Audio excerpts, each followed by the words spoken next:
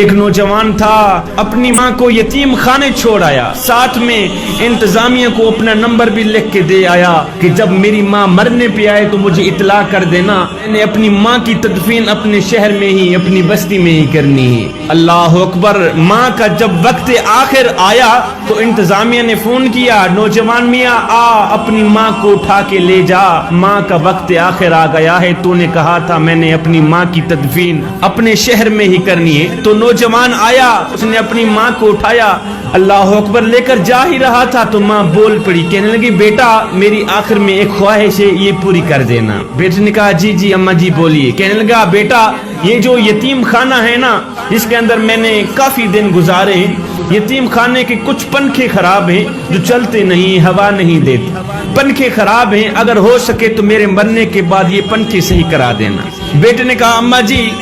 تو مر رہی ہے، تیرا تو وقت آخر آ گیا ہے، اب میں پنکھے ٹھیک کرا بھی دوں تو تجھے کیا فائدہ ملے گا؟ ماں نے کہا بیٹا مجھے پنکھے اپنے لیے نہیں چاہیے، میں تو ڈرتی ہوں کہ کل جب تو بوڑھا ہوگا، تیری اولاد جوان ہوگی، تو کہیں ایسا نہ ہو کہ تیری اولاد تجھے اسی یتیم خانے میں آ کے چھوڑ جائے،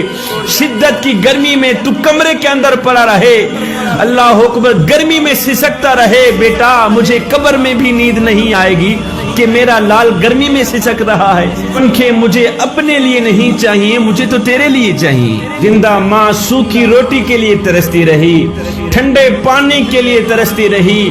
آج جب مری ہے تو نمبردار بیٹے نے آرڈر دے دیا ہے کہ میری ماں کی کلخانی پر کم از کم 50 دیگیں پکنی چاہیے، اور نادان کاش کہ اپنی زندہ ماں کے منہ میں روٹی کا ٹکڑا ڈال دیتا، اپنی زندہ ماں کے منہ میں روٹی کا لقمہ ڈال دیتا، ماں بھی راضی ہو جاتی، اللہ بھی راضی ہو جاتا، اس کا رسول بھی راضی ہو جاتا۔ صحابہ نے پوچھا یا رسول اللہ اگر دنیا میں دیکھنا ہو کہ کون سا شخص جنتی ہے کون سا شخص جہنمی ہے تو شناخت کیسے کریں؟ میرے کریم نبی نے فرمایا صحابہ جس شخص پہ اس کے والدین راضی ہیں تو سمجھ لینا یہ شخص جنتی ہے، اور دیکھ لینا